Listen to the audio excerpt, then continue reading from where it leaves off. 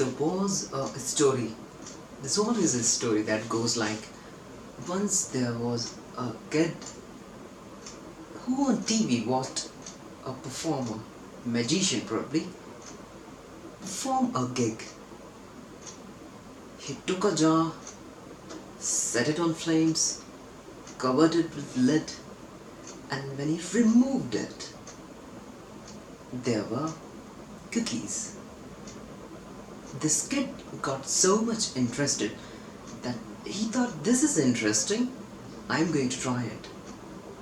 And he did all the setup, arranged a vessel, put something into it, set it on fire, covered it, and when he removed that, he was surprised to find that there were no cookies. He tried it again, time and again, and now her mother had observed doing and playing with fires, and she warned him that what you're doing is risky and I don't know what you're doing. He said, Mom, yesterday I saw someone perform this gig on TV and he could produce cookies, why cannot I? The mother says, well, that was a trick, my kid. That was a trick, my darling, and that there's no magic in real.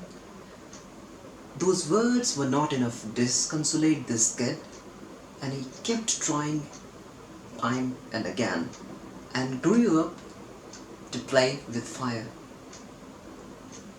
And this kid had so much of understanding about the misdirection and using the natural body movements as a tool to ensure the maximum and most effective misdirection that even the most experienced magician failed to recreate or understand.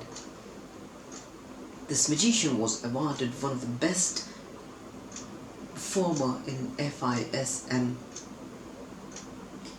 for many years, and this magician had devised his own ways, not just copying the tricks from someone, but rather using his mind to improve it according to the audience, or making it more practical, or make magic look like real magic.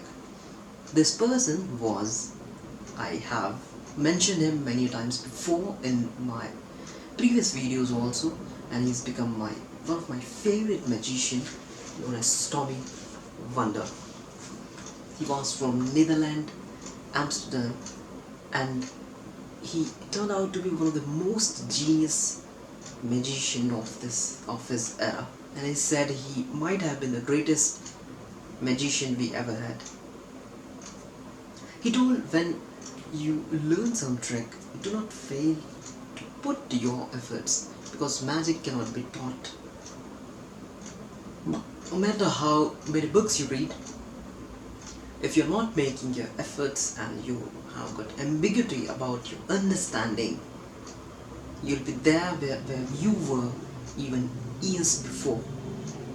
So it's really important to put up your sincere efforts and stride into that direction to make your magic more effective. And he takes on the example of many magicians who have never had these theories read, still they do what they feel is right, and it's been working for them. And on the other hand, there are many magicians who keep on reading many but fail to do so when they try to apply it in their acts. Now this line really disgraced me a bit, that maybe you are reading too many theories and still it's not showing up in your act.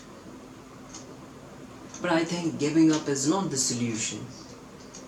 Taking up those ideas, looking up the practicality and gaining the lessons and invaluable insights from the greatest conjurers of this century, or maybe before that, never hurts. And I think rather than just looking at just the trick aspect of the presentation, I'm also looking on the soft side, on the soft skills that really matters and make a long-lasting impression on the audience. You need to keep working a lot on your pattern, on a sequence and the way you present magic. It matters a lot, and you'll realize this by watching the great magicians perform. Many times it's not the extraordinary thing or act they're doing, it's the way they're performing that makes it extraordinary. So working towards that skill of extraordinaryness and looking forward, and with my most humble and best attempts. So that's all from my side. There you go. Bye. Take care.